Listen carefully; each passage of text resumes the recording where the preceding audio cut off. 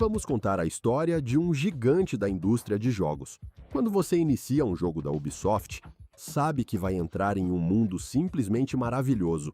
Há 10 anos, se a gente tivesse que andar sobre brasas, teria funcionado, mas perdeu muitos pontos de vida. Realmente muitos.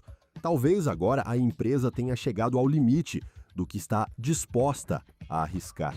Ultimamente, a Ubisoft tem decepcionado os jogadores, que já estão ignorando seus lançamentos. Avatar, Frontiers of Pandora, Star Wars, Outlaws e Skull and Bones. Nenhum desses jogos lançados em 2023 e 2024 teve sucesso de vendas. A Ubisoft até precisou desligar os servidores de seu jogo Six Defiant e, durante esse processo, teve que demitir 277 funcionários. E falando dos funcionários, eles também ficaram decepcionados com o estúdio. O que está em questão é a forma como essas decisões foram tomadas e comunicadas.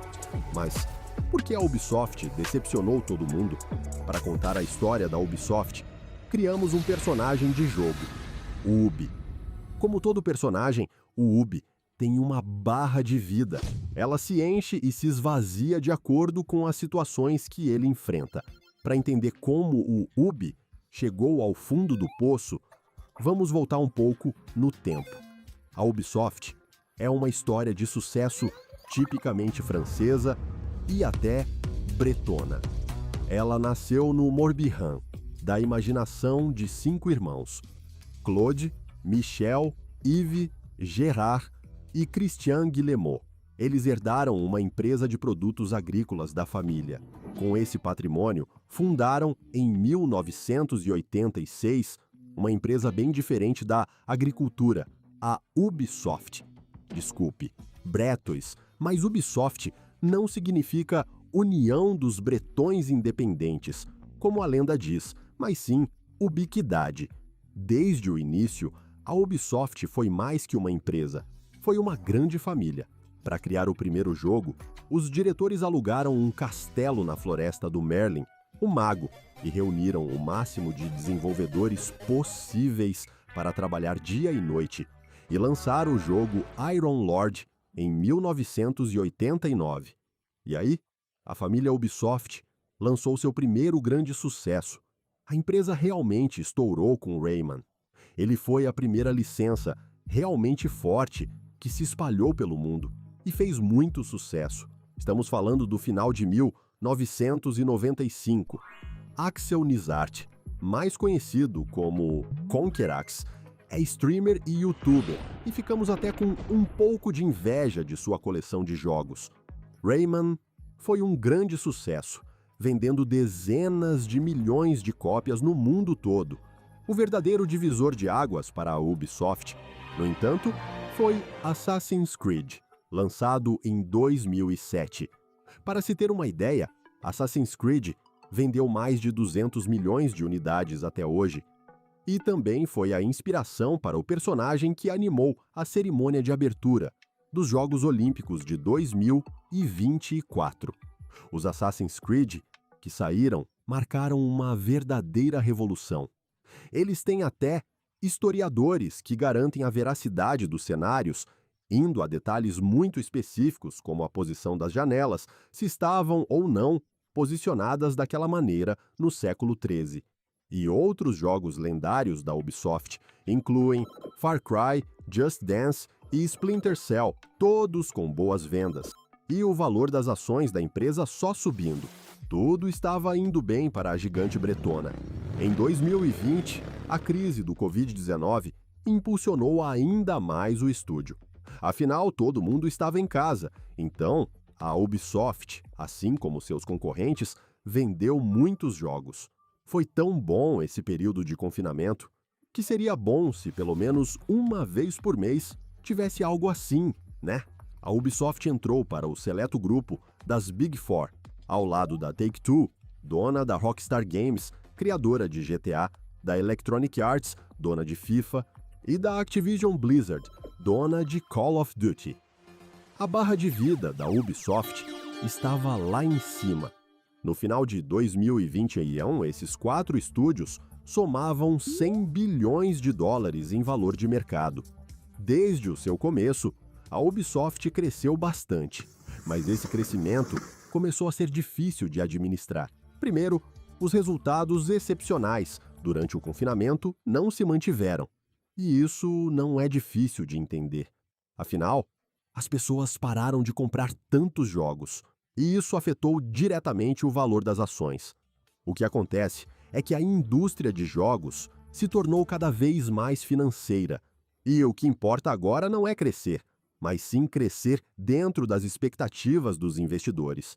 Julien Pilot, economista especialista em indústrias criativas, explica que quando os mercados se acostumam com grandes lucros, especialmente durante o Covid-19, que foi um período excepcional, em que os jogos foram praticamente o único passatempo acessível, espera-se que a rentabilidade do setor se mantenha alta. O problema é que a Ubisoft atualmente tem muitos acionistas de fora da família fundadora. Esses acionistas estão pressionando a empresa. Um exemplo é o AJ Investments, um fundo de investimento eslovaco, que é acionista da Ubisoft.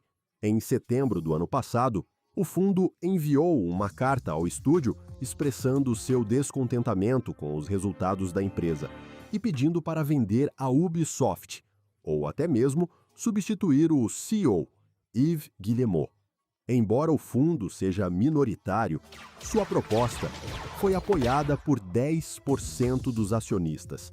Se a revolta crescer, isso pode levar à queda de Yves Guillemot. Outro problema do sucesso foi a necessidade de sempre fazer mais e mais. Quanto mais a Ubisoft vende jogos, mais ela contrata. A empresa abriu estúdios em praticamente todos os continentes. A Ubisoft ficou gigante, talvez grande demais. Tem funcionários na Ubisoft em número muito maior do que em estúdios de tamanho semelhante. A Ubisoft é o estúdio com mais funcionários no mundo, bem mais que a The Electronic Arts ou a Activision. Isso é consequência de uma escolha estratégica. A Ubisoft sempre preferiu manter tudo internamente, ao invés de terceirizar o desenvolvimento dos jogos. Essa decisão garantia qualidade, mas, quando há falhas comerciais, se torna mais complicado lidar com os prejuízos, já que a empresa não pode se desfazer de estúdios terceirizados. Outro dilema é querer sempre fazer jogos mais bonitos e mais caros. A Ubisoft não escapou dessa pressão.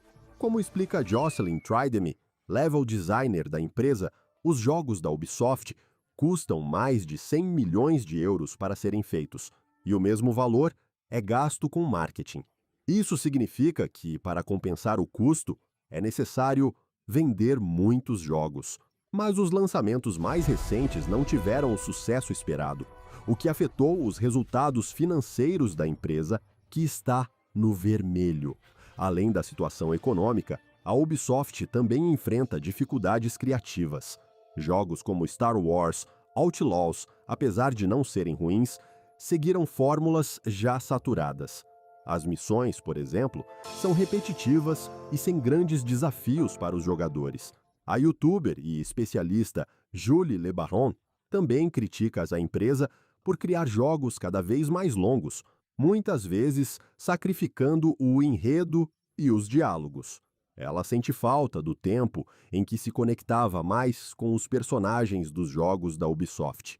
Os jogadores também criticam os jogos da Ubisoft por estarem frequentemente cheios de bugs e com a sensação de que não foram finalizados adequadamente. E além disso, a empresa tem introduzido mais jogos com conexões obrigatórias, o que impede o acesso a certos títulos caso os servidores sejam desligados. Isso aconteceu recentemente com The Crew, um jogo lançado há mais de 10 anos. Isso gerou uma perda de confiança entre os jogadores, que agora preferem não comprar jogos da Ubisoft. Com a frustração dos jogadores, a empresa enfrenta uma reação negativa crescente.